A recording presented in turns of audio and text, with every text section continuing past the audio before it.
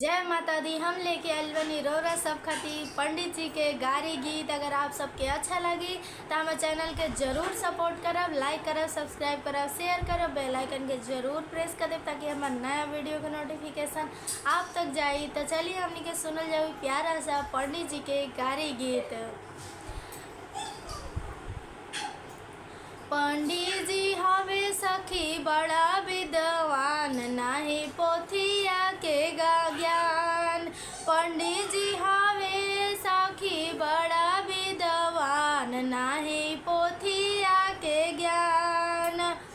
बैठल मड़ौआ में वेद विचरले हो, बैठल मड़ौआ में वेद विचरले हो।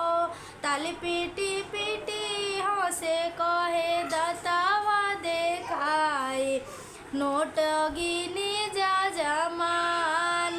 ताली पीटी पीटी हंसे दतावा चियारी कहे, नोटी गिनी जा जमान। पंडित जी हवे सखी बड़ा विद्वान, नाही पोथिया के ज्ञान। पंडित जी हवे सखी बड़ा विद्वान, नाही पोथिया के ज्ञान।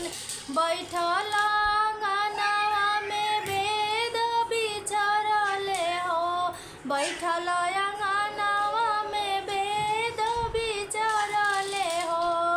आह ताली पीटी पीटी लगले नाचे औरी हंसे दतवा चियारे, नोट गिनी जा जमान। ताली पीटी पीटी हंसे दतवा चियारे, कहे नोट गिनी जा जमान।